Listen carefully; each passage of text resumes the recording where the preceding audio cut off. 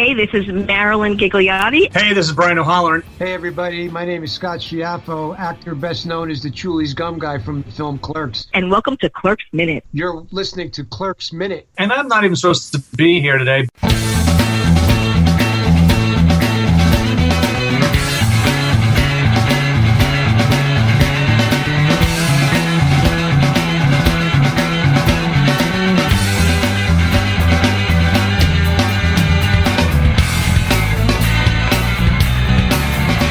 Hello everyone and welcome to Clerks Minute, the show where we break down the 1994 Kevin Smith classic, one Star Wars minute at a time. I'm Blake. Kyle is off today. And for those listening on the feed, Merry Christmas. It is December 25th as this show drops. And no, this is not a Christmas theme episode. And we're not talking about the Star Wars holiday special. But we are talking about Star Wars and Clerks. But I have a special guest on the line from ProWrestling.net. Jason Powell. Jason, how you doing? I'm doing great. Merry Christmas to you, apparently. Yeah, apparently, yes. For the record, people listening, we're recording this early, and you're hearing this on Christmas morning. So that's how this is working. So we are here to talk about minute number 30 of Clerks and the beginning of Star Wars week here on the show. So this is the first minute talking about Star Wars. Yes. And it's a lot of fun. And before I even get into this, I'm going to go to Jason, first of all, and what is your history with this movie? Clerks. With Clerks, man, I mean, I saw it, I believe in the theater. I can't say I have, like, this amazing memory for seeing it like I do Star Wars when I was, like, 5 years old, but it's a movie that I own. It's a movie that I think, like, a lot of people, I'm 42. All right, I lie. I'm 45, and it's one of those movies that just sticks with, I think, anyone from that age group that saw it in the theaters especially. Not that there's not some redeeming qualities for everybody else, but if you were of a certain age group and you saw that movie back in the day, it really spoke to you. Yeah, I've talked about it on this show, that I'm the guy who had the friend come over with the VHS tape, and he popped it in, and we watched it that way first time, so... we all have our different ways of seeing in this movie, which I always appreciate. But as for Star Wars, I know you just said it. You're the massive Star Wars fan. I am a big Star Wars fan. I'm such a big Star Wars fan, I wear Star Wars scrubs to work. So nice. And that always spurs a conversation. But we are here in this movie. We're talking about Empire versus Jedi. So for you, which one's better, Empire or Jedi? Oh, clearly Empire. Yeah, I have to side with Dante on that one. There's just so much more going on. You know, I obviously cover pro wrestling, and I still talk about those shows that are Empire Strikes Back shows where the heels are all going over. That's, there were so many. It was just so compelling to see all of the heroes from Star Wars kind of left in peril heading into the final chapter. You know, you had Luke losing his hand, you had Han frozen in kryptonite, just all these negative things. And, the first one just was this upbeat, feel-good movie. And then Empire was the darker of the original trilogy and may still be my favorite movie of the trilogy. I go back and forth between Star Wars and Empire. It's hard to beat the original, but, man, Empire's just a classic. Yeah, and by the way, just for the Star Wars geeks out there, it's carbonite, not kryptonite. We're aware of this. Did I say kryptonite? Oh, my God. It's okay. I just wanted to... I know there'll be a Star Wars geek out there that will just, email me immediately if I don't correct that immediately. I can't believe I said that. Go ahead and email me and tell me what a horrible person I am. I am ashamed. That's definitely not a mistake I expected today. That's not what I expected. So, in the conversation we're having, obviously... The Vader finding out at his father, Boba Fett, obviously everything else going on in this movie. Jedi, bunch of Muppets, which I don't know if I exactly agree with that. I know my son likes that movie, but again, that could be the point. That could be the point of that line. I don't know. I'm not as much of a hatred of Jedi as most people are. I'm not sure where you stand on that. Yeah, I'm not at all. I understand. I wonder if it's like people who are a little bit older than I was. I don't remember. Do you know off the top of your head what year that Jedi came out?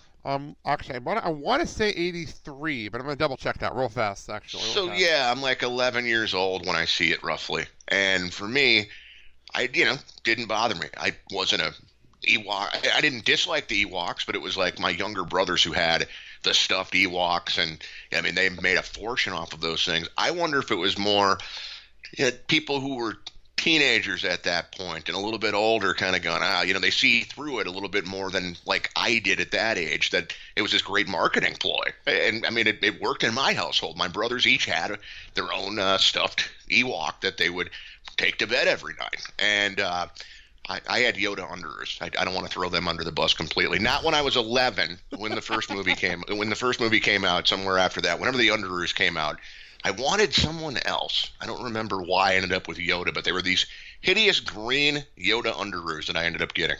That's funny. That's very funny. Return of the Jedi 83, by the way. I just looked that up to confirm it.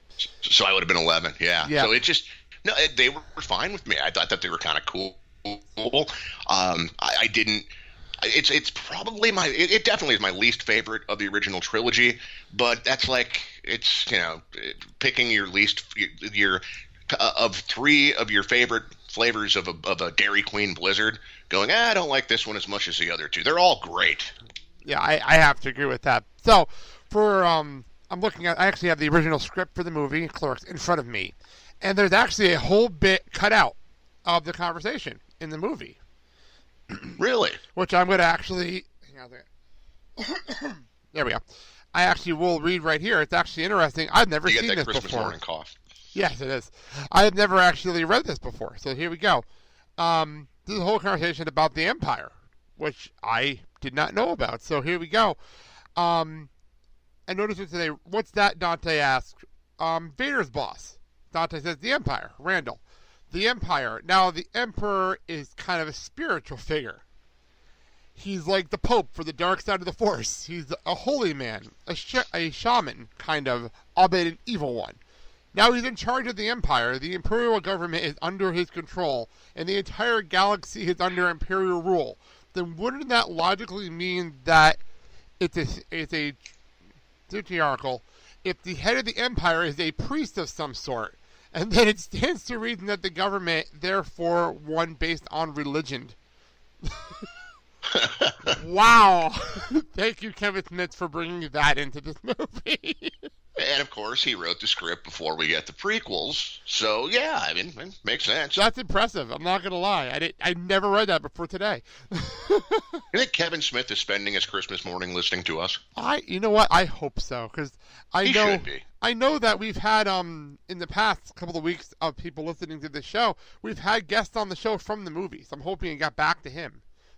Very nice, yeah. So, I know the previous... He's like, let's see what this wrestling boob has to say about my movie. Hey, you know what? On this week, and I'll just plug this, future episodes of this week, we have the guys from Star Wars Minute later on in the week on this show. So, both guys. Very cool. So, very, very cool. Good guys over there. Well, we're talking about Empire. I wanted to know your opinion. It's not really, because the time this movie comes out, Episode 8, The Last Jedi, will have come out. When we're taping this, the trailer comes out. What's your thoughts on that? People that's saying that's the Empire of this trilogy. Yeah, I mean, that's, I think, what everyone assumes it's going to be, is,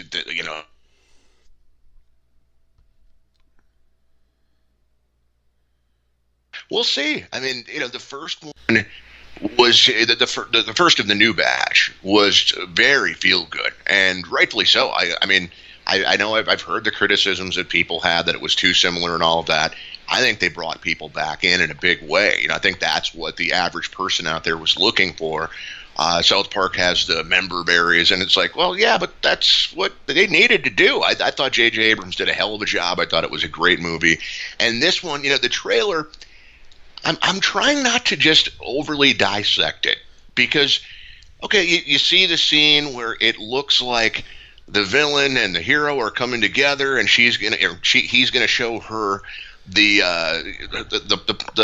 what is she looking for? I can't remember her wording there. Her way in the world, I believe that's her wording. Yeah, and it's like, okay, they're probably talking to one another, but who knows? I mean, it could be two completely different scenes that they're kind of tying together to look like that. I don't know. And so I'm trying not to overanalyze it, but I'm also a Star Wars fan with too much time on my hands between now and the release of the movie, so I know I will. I haven't gotten there yet, I'm just kind of sitting back in awe going, this is going to be great. But yeah, I know by the time the movie gets here, I'll have completely overanalyzed every second of it. We might have to have a Star Wars trailer second podcast. Well, what's funny about the trailer, I love editing, so I'm watching this, I'm like, this is so well edited that I have no idea what's going on, which is fantastic for me. I love it. So back to our minute in here. And Randall brings up the conversation that actually was mocked on All Places, Phineas and Ferb. Of all places, they mock this whole thing. Where they go and say that the first Death Star, obviously, manned by Imperial Army stormtroopers and dignitaries, and everyone on board were Imperials. In the second Death Star, though, still under construction, and it's not just Imperial Army members, independent contractors, and I know that's actually a joke in Force Awakens, but in Phineas and Ferb they made a joke about this. Right. They actually showed the all the extra like contract and stuff like that on a ship flying away after the Death Star blew up. I love that joke. I'm not gonna lie. Where do you stand on this when it comes to the extra people on the Death Star in the second movie? Well, you know, normally I'd be a little more kind-hearted, but as you know, Blake, as we're recording this, I have roofing being done. They finished my house Monday. I think they wrapped things up officially, and you know, I'm all for those people dying. I'm a horrible, wicked person right now because for days, like my house, you know, you expect there's going to be some noise. It's a day or two, no big deal, and they did a good job. But now they're on to the neighbors' houses. That I live in a townhouse complex, and somehow they've gotten louder. Like I don't have the overhead thumping, but now they're listening to Latin music, which is great for an hour.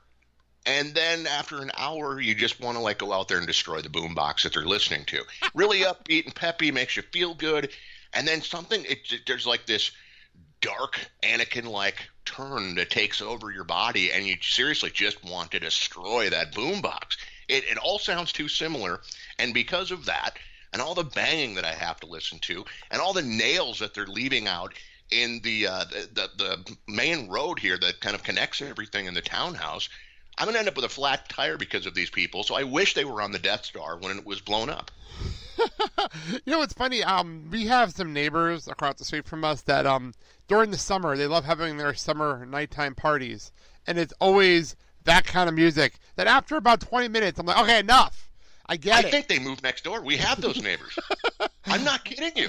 Like, we have to close our windows and stuff during the summer because, like, for some reason, they like to do it on Sunday night, which I've never quite understood. Now, they did replace the people who were listening to the country music very loud. I'll take the Latin music over the country music. I'm a country music fan, so I'm not really. I'm one of those guys. Yeah, each his own. I'm just not. So, I mean, I remember yelling out the door when I was having a pay-per-view party, like, this country sucks, and you shake it up, and they actually did turn on something that I like. So I was like, thank you. That's actually really, really funny. That's good. No, the neighbors across the street. It's only during the summer, and you're right. It's some reason it's always like, why are you doing this when people are trying to sleep? It's like 10 o'clock at night, 11 o'clock at night. I'm like, come on now. Some of us have work tomorrow. Can you cut it out already? Yeah, Saturday night you want to go till midnight. I don't care, but like, yeah, if it's like Sunday night or just basically a school night, let me get my sleep. Especially because I know my son actually does go to school in the summertime, like a camp at his school. He has to sleep. Can we cut this out? Like, I don't understand. Hey, your son probably sleeps like a baby through it, and it's just dad's getting grumpy going, turn this off. Get out of my yard. That's a good point. Well, it was funny. Last night I was catching up on my shows, and I'm sitting there in the living room with the window open because it's a nice fall evening as we're recording this. And I'm sitting there with the window open, and it's like 11 o'clock. And I'm watching TV, and all of a sudden, like, 4 people walk by the window talking. I'm like, what is going on? Like, what is going on outside? Why are people, like, walking around 11 o'clock at night? Don't anyone sleep on the street? Yeah, I just want a place where I can live in the middle of nowhere. I need, like, my own Death Star, my own private Death Star, where I can just live someplace where, all right, maybe once in a while somebody shows up unexpectedly, but I have the power just to blow them away if I know who it is and I don't want to see them. That would be phenomenal for me. I should never live in a townhouse. I need just some remote place in the middle of nowhere. Yeah, actually, I would think like Brock Lesnar in the middle of Canada, just hidden without a phone. Perfect. So, Well, that's the minute. I will ask you the same question at Star Wars Minute. How do you rank the movies in general? Like all the movies, all 7 movies. You can even add Rogue One if you want to. Oh my God, yeah, that's a tough one. You ask me tomorrow, this may change. I think I'm going to